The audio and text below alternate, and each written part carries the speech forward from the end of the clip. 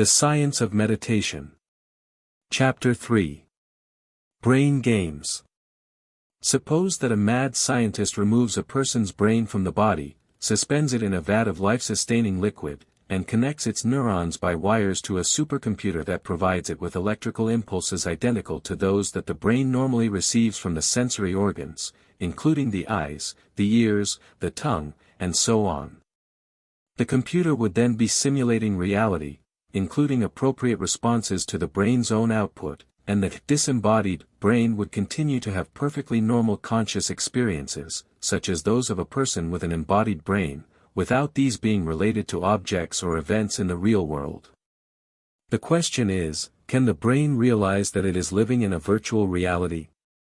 After some careful thought, most people would reply in the negative because the brain in the vat receives the same signals as the brain in the skull, which is the only way they both communicate with the outside world.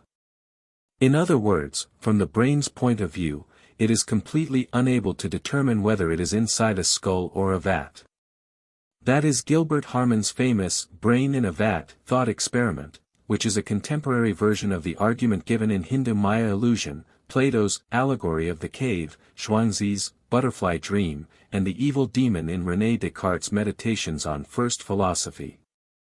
That idea has also influenced many science fiction novels and movies, such as The Matrix and Inception. You may have noticed that I called the above experiment a thought experiment, which does not refer to its philosophical content, but to the fact that it must be carried out in the imagination because it cannot be performed in the real world. In the brain in a vat example, irrespective of whether current science and technology can make it happen, moral and legal restrictions would not allow us to actually perform the experiment. But believe it or not, we individually experience many similar scenarios almost every day. For example, after falling asleep, you lose some or all of your hearing, vision, smell, taste, and touch. The skeletal muscles of your limbs are paralyzed as well. That is because the sensory nerves, also known as the afferent nerves, and the motor nerves, also known as the efferent nerves, are gradually shut down during sleep. These sensory and motor nerves can be sensed and controlled by the mind, which is unique to animals, so they are called animal nerves, also known as somatic nerves. In contrast to animal nerves, the nerves that cannot be controlled by the mind continue to work during sleep. They connect the unconscious brain to the internal organs, regulate them, and keep the blood circulating to assure the body's basal metabolism.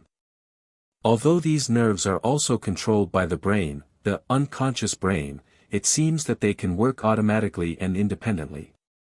So they are called vegetative nerves, also known as autonomic nerves. In other words, every night you go through a brain in a vat experiment after falling asleep, as if the brain has been removed from the body, cutting off animal nerves, and put into a vat of life-sustaining liquid to maintain its physiological activity, keeping vegetative nerves.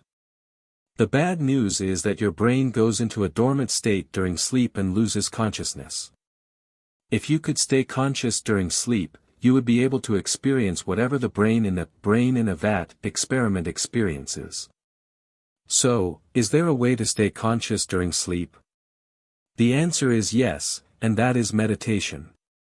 From the previous chapter, you know that meditation lets your body fall asleep, while keeping your mind awake.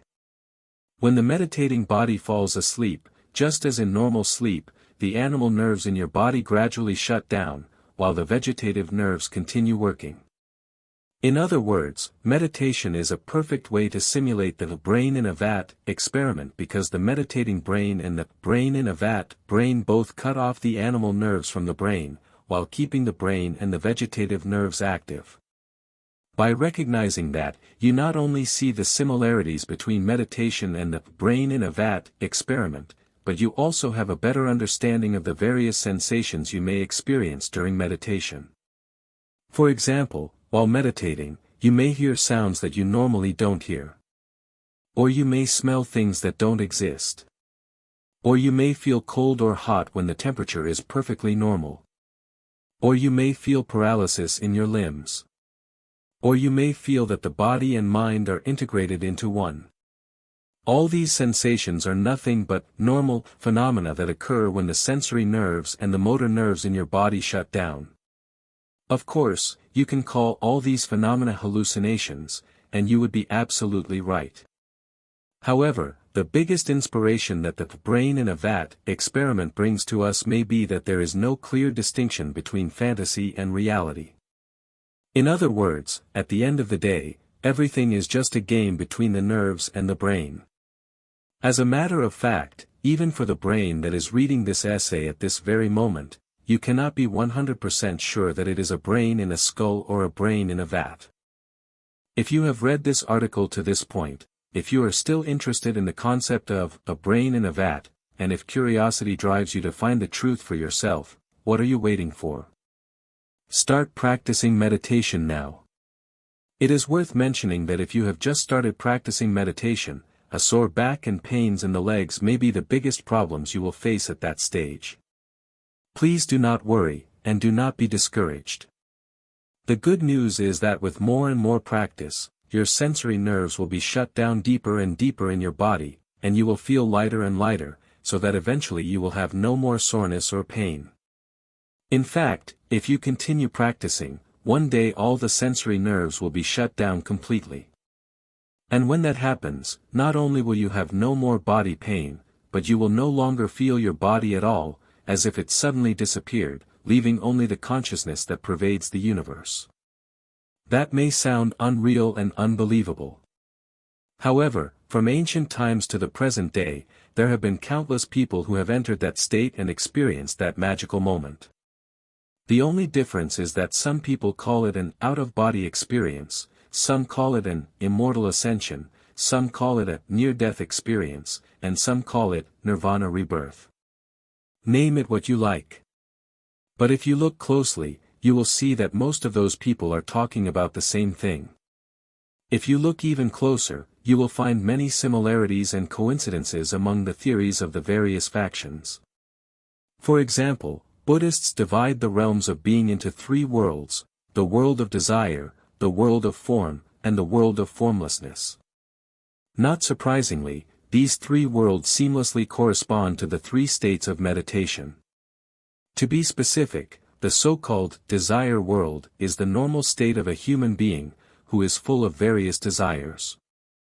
The so-called form world is the state in which people have less and less desire after the sensory nerves shut down.